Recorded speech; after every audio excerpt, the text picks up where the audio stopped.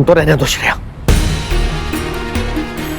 रोहित बेटा, तेरे पास वो वकील का नंबर था ना, उसे फोन तो लगा।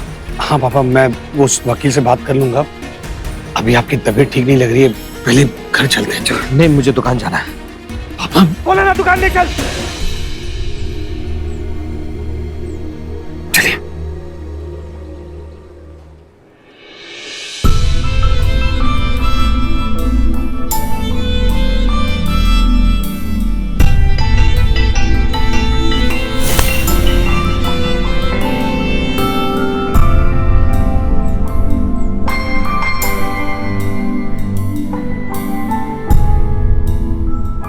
मम्मी, पापा की तरह आप भी मुझसे नाराज है क्या?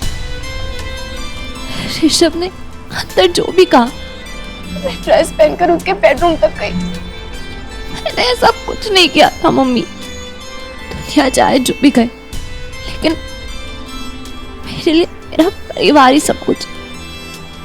आप तो करती है ना मेरे पे विश्वास। दुनिया चाहे जो कहे, मुझे कुछ फर्क नहीं पड़ता, लेकिन आपको अगर मेरे पे भरोसा नहीं है तो मैं किसी को मुंह नहीं दिखा पाऊंगी मम्मी। मम्मी, मैं आपकी बेटी हूं ना, तो इस बेटी को इस वक्त दिमाग की सबसे ज्यादा जरूरत है। अगर आपने मेरे पे भरोसा नहीं किया तो मैं किसी को मुंह नहीं दिखा पाऊंगी।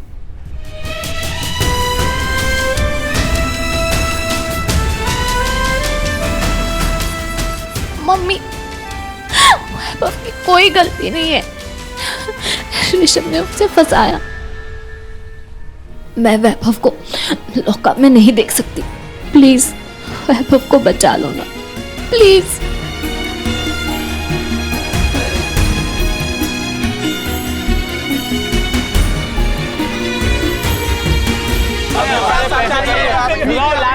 लाला जी को बुलाओ अभी अभी। बस हो जाइए, शांत हो जाइए। अरे सुनो, पहले लाला जी का आया उन्हें बताओ। चलो बाहर निकालो उनको, जाओ। कहाँ छुपा के रखा उनको? क्या कह रहे हैं आप वकील साहब, नहीं हो पाएगा? निरंजन जी, अदालत में सबूत लगते हैं और सारे सबूत आपके बेटे के खिलाफ हैं। तोशनीवाल जी, एक फ्री में एडवाइस दे रहा हूँ आपको, इस केस से कुछ भी नहीं होगा। बस आप कोर्ट के चक्कर लगाते रहेंगे और अपना पैसा वेस्ट करेंगे, लेकिन हासिल कुछ भी नहीं होगा। नहीं, फिर भी हम केस लड़ेंगे। ऋषभ वर्मा बहुत बड़ा आदमी है, आप उससे जीत नहीं पाएंगे। और इस केस को अपने हाथ में लेकर मैं अपना रिकॉर्ड खराब नहीं करना चाहता, इसलिए माफी चाहता हूँ। मैं आपका ये केस लड़ नहीं सकता। I am really sorry. Lala ji को बुलाओ अभी। अरे अरे क्या हो रहा है उल्लू ये सब? रोहित भैया देखिए ना, लोग चिल्ला रहे हैं। आप लोग यहाँ पर? हम सब अपने पैसे वापस लेने के लिए आए हैं। अपना बिजनेस बड़ा करने के लिए हमसे इतना माल उधार लिया, बड़ी बड़ी बातें कर रहे थे। ऋषभ वर्मा हमारा पार्टनर बन गया है, 100 किलो बेसन लिया हमसे, और अब पता चल रहा है कि ऋषभ वर्मा तो अपना कॉन्ट्रैक्ट तोड़ ही दिया आपसे। अच्छा मुझे एक बात बताइए, पहले जब ऋषभ वर्मा नहीं था तब भी आप लोगों से माल लेते थे ना हम लोग? इतने सालों से आप हमारे साथ धंधा कर रहे हैं ना, आपका पैसा चुकाया ना हमने, तो इस बार भी चुका दें बस। अरे कहाँ से बिकेगा माल? लाला जी, दिन के 4 पैकेट तो बेच नहीं पाते हो आप, तो 100-150 किलो माल कैसे बेचोगे? और अब तो ऋषभ वर्मा भी आपसे माल नहीं खरीदेगा, क्योंकि सुना है कि आपके बेटे ने उससे झगड़ा कर लिया है। देखिए, हम अपना पैसा डूबने नहीं दे सकते। जब तक हमें हमारा पैसा वापस नहीं मिलेगा, हम यहाँ से नहीं हिलेंगे। अरे मेरी बात सुनिए, आपका पैसा मिल जाएगा आप सबको। मैं आपको बोला ना, माल बिक जाएगा तो। रोहित, देखिए सिंह भाई साहब, हुसैन भाई, आप सबको अपना अपना पैसा मिल जाएगा। आप बस शांत हो जाइए। अरे पापा, पैसा कहाँ से मिलेगा? जो पैसे बचे हैं उसमें से दे देंगे, मुझे किसी की उधारी नहीं चाहिए। उल्लू, चेक बुक ला। हाँ। पापा, आप इन सबको पैसे दे देंगे तो हमारे पास क्या बचेगा? तेरे पास और कोई तरीका है?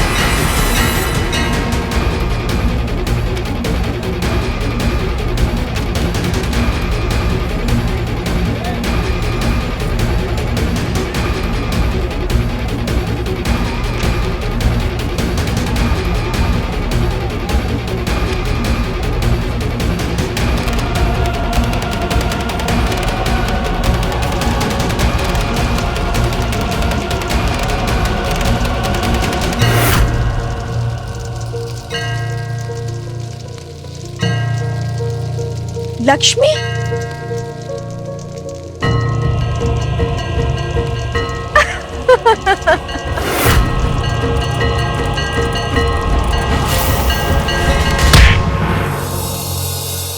अरे क्या कर रहे हो? मार क्यों रहे हो मुझे तुम लोग? छोड़ो। अरे क्योंकि मारने में मजा आ रहा है। अब जब एक एक घूसे के 5 हर मिले ना, तो मारने में मजा और ही आता। इंस्पेक्टर देखिए, मार रहे मुझे। हवलदार देखिए।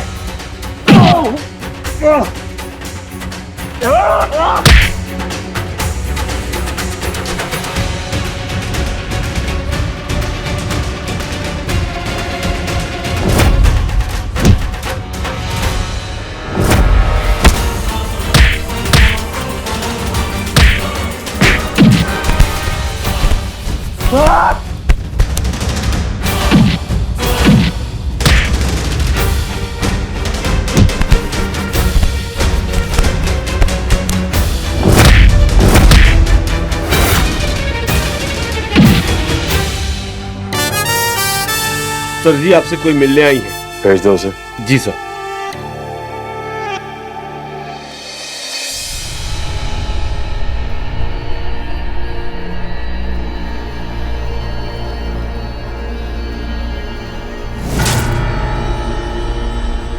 अरे हाँ जी,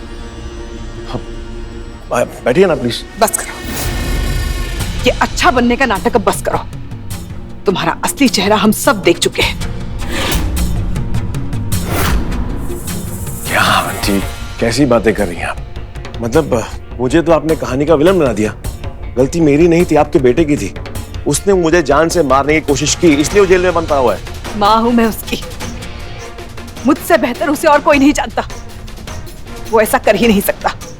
लेकिन मेरी तो ये समझ में नहीं आ रहा, तुम उसके पीछे क्यों पड़े हो? चाहिए क्या तुम्हें? बताया नहीं उसने? मैंने तो बताया था उसे मुझे क्या चाहिए। पता नहीं क्यों नहीं बताया उसने आपको। देखो ऋषभ, तुम्हें जो भी चाहिए ले लो। अगर तुम चाहो तो दुकान में जो नमकीन का ऑर्डर बना पड़ा है ना, सारा रख लो। उसके पैसे भी नहीं चाहिए हमें। अगर चाहो तो हमारा घर भी रख लो। उसके सिवा हमारे पास और कुछ नहीं है। ये जेवर है कुछ, इन्हें भी रख लो। बस मेरे बेटे को छोड़ दो। एक माँ हाथ जोड़ के विनती कर रही है ऋषभ, कंप्लेन वापस ले लो अपनी। क्या आंटी, कैसी बातें कर रही हैं आप? मतलब घर, जेवरात और नमकीन, यू रियली थिंक कि मुझे ये सब चाहिए होगा? ध्यान से देखिए मेरे इस आलीशान बंगले को, मेरे ऐशो आराम को। ये देखने के बाद आपको जेन्युइनली लगता है कि मुझे इन सब चीजों की जरूरत होगी आंटी? तो क्या चाहिए तुम्हें? अपने बेटे के लिए मैं सब कुछ देने को तैयार हूं। सब कुछ नहीं, सिर्फ एक चीज चाहिए। दे पाएंगे आप?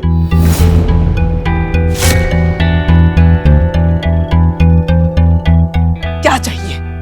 जो मुझे चाहिए वो आपके और आपके बेटे के दिल के बहुत करीब है। आपकी बहू श्रेया, वो चाहिए।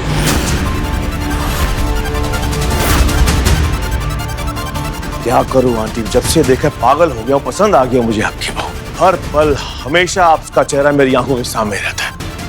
बहुत अच्छी लगती है मुझे। और आपको क्या लगता है आंटी, ये ड्रामा मैंने क्यों किया? ऑफ कोर्स आपकी बहू को पाने के लिए। आपके बिजनेस से पैसे लगाए, आपके वो निकम्मे बेटे को नौकरी दी, क्यों? आपकी बहू श्रेया को पाने के लिए। लेकिन आंटी, बदले में मुझे क्या मिला? कुछ भी नहीं। समझाया आपके बेटे को पार्टी में, एक रात के लिए अपनी बीवी को भेज दे, जस्ट फॉर वन नाइट। आप मुझे समझदार लगती है, तो एक सिंपल सी डील है मेरे पास। वो क्या है ना, आज मेरा बर्थडे है, तो आज आप मेरी एक छोटी सी बर्थडे विश पूरी कर दो। श्रेया को मेरे पास भेज दो। ऋषभ, मेरी बहू के बारे में इतनी ऊंची बात करनी हिम्मत कैसे हुई तुम्हारी? हाथ मत उठाना। अगर श्रेया होती तो बात अलग थी, उसके हाथों से थप्पड़ में खा लेता, लेकिन आपके हाथों से नहीं। Not interested. देखिए आंटी, क्या है कि मैं ना बड़ों की रिस्पेक्ट करता हूँ, इसलिए इसको जाने दो। ऑफर अभी भी है, सोच लीजिए। वहां आपका बेटा बाइज्जत बरी होगा जेल से, और यहाँ आप श्रेया को मेरे पास भेज दीजिए। वो क्या है ना, मुझे अपना बर्थडे मनाना है उसके साथ। No, so please. ऐसा कुछ नहीं होगा। श्रेया बहू नहीं, बेटी है मेरी, और एक बच्चे को बचाने के लिए मैं दूसरे के साथ गलत नहीं होने दूंगी। तुम्हारी ये इच्छा कभी पूरी नहीं होगी। अरे आप, सबकी प्रॉब्लम क्या है? बात बात में इमोशनल हो जाते हो। फायदे के बारे में सोचिए, फायदे के बारे में। पर कोई बात नहीं, तो क्या है ना, हमेशा की तरह मेरे पास प्लान बी रहता है। श्रेया खुद ब खुद चल के आएगी मेरे पास, और इस बात की मैं गारंटी देता हूं आपको। श्रेया को तुम हाथ भी नहीं लगा पाओगे। वो अकेली नहीं है, उसकी माँ उसके साथ खड़ी है, और मेरे साथ मेरी माँ, मेरी लक्ष्मी माँ खड़ी है।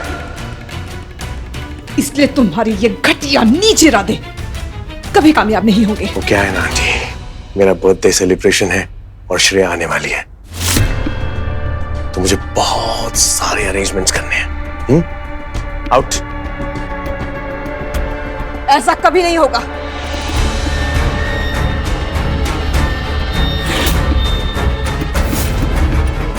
मैडम चलिए अब।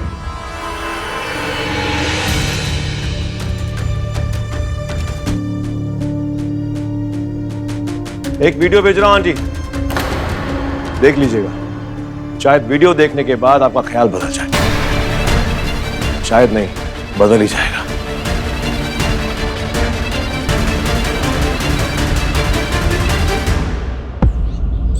जीजा जी, मैंने एक लॉयर से बात की है। वो शहर के बड़े लॉयर्स में से एक है। Very good. क्या बोला उन्होंने? साले साहब को छुड़ा लेगा ना? जीजा जी, इतने जल्दी तो नहीं छुड़ा सकते, लेकिन मंडे तक बेल जरूर करवा देंगे। ऋषभ का केस बहुत स्ट्रांग है, लेकिन लॉयर ने भी एक लूपहोल निकाला है। एक्सीडेंट के वक्त ठीक उसी जगह ऋषभ का होना बड़ा अजीब है। बस इसी बेसिस पे लॉयर केस लड़ने का सोच रहा है। ये ऋषभ वर्मा एक्सीडेंट के वक्त वहां क्या कर रहा था?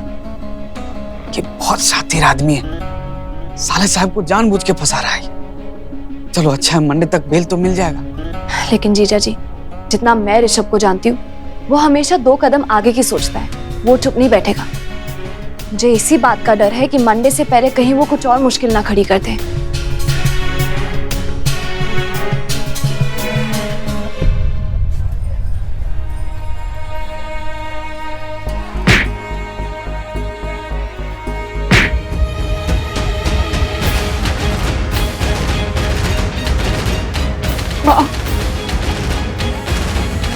लक्ष्मी माँ,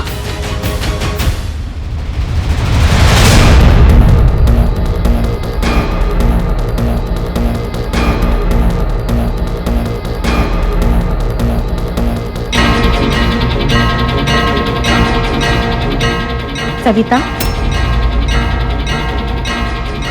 माँ,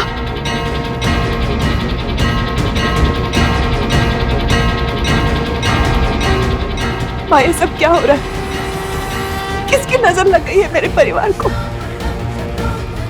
देखिए क्या हाल कर दिया उसका।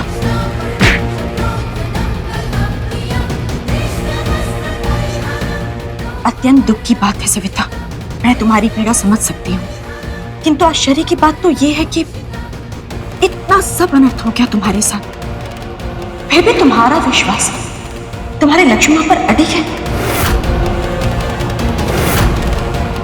सविता, मुझे तुम्हारी भक्ति देखकर की लज्जा आ रही है। एक बार फिर तुम्हारे साथ इतना सब कुछ हो गया और तुम्हारी लक्ष्मी तुम्हारे लिए कुछ नहीं कर पाई।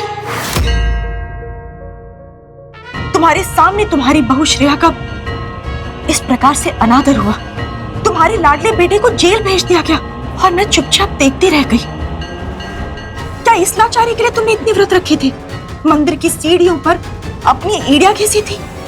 चंचला होने का यह अर्थ थोड़ी है कि मैं अपने भक्तों की भावनाओं के साथ खेलूं। तो क्या लाभ है ऐसी भक्ति का? और ऐसी स्थिति में तो किसी का भी विश्वास डगमगा सकता है। सविता, मैं समझ सकती हूँ तुम्हारे मन में अपनी लक्ष्मी माँ के लिए अत्यंत क्रोध भरा होगा, इसलिए निकाल दो अपनी भड़ास सविता, अपने क्रोध को अपनी लक्ष्मी माँ पर निकाल दो। जब तुम्हारे जीवन में होने वाले अनर्थ को तुम्हारी लक्ष्मी माँ रोक ही नहीं सकती, तो कोई लाभ नहीं ऐसी माँ की भक्ति करने का। ये आप क्या बोल रही है माँ? जो हुआ उसमें आपका क्या दोष है? दोष तो उस निहायत ही बेशर्म ऋषभ वर्मा का है, जो बहुरूपिया बन के हमारी जिंदगी में आया और हम आंख बंद करके उस पर विश्वास करते चले गए। गलती इंसान ने की है, तो उसका दोष भगवान को क्यों दे? वो तो आपकी कृपा थी माँ कि श्रेया के साथ कुछ ऊंच नीच नहीं हुई। आप दुखी मत होइए, आप बस अपने भक्त पे अपना आशीर्वाद बनाए रखिए। मैं आपके आशीर्वाद से मेरे परिवार को इस संकट से जरूर बाहर निकालूंगी।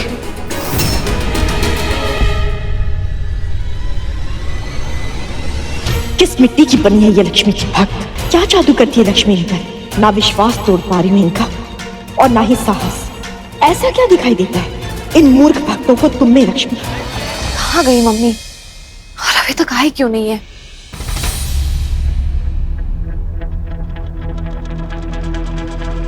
मम्मी,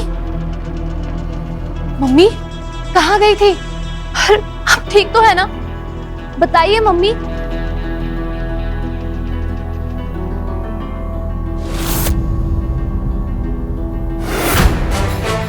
छोटा सा गिफ्ट आपके लिए।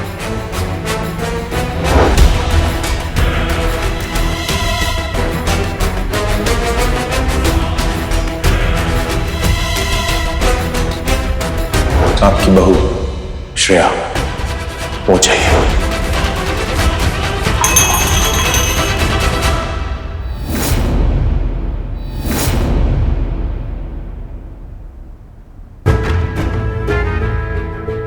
मम्मी आइए, बैठिए। रिलैक्स मम्मी, शांत हो जाइए। मुझे पता है आप महबूब के लिए बहुत परेशान हैं, लेकिन फिक्र मत कीजिए, भरोसा रखिए, सब ठीक हो जाएगा। मैंने पापा के लॉयर से बात की है, उन्होंने कहा मंडे को वैभव को बेल मिल जाएगी। तब तक बहुत देर हो जाएगी श्रेया। ये देख,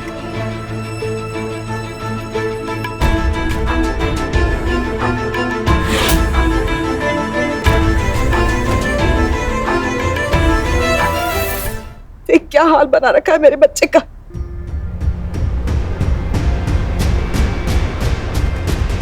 ये लोग तो वैभव को मार रहे हैं।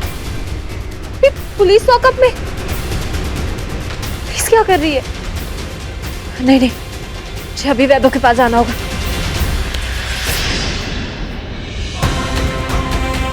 कोई फायदा नहीं है श्रेया, पुलिस भी मिली हुई है।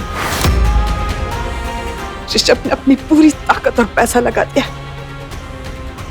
हाथ धो के पीछे पड़ा है वैभव के और इस परिवार के। और ये कुछ नहीं होता अगर तुम मुझसे ना मिली होती तो।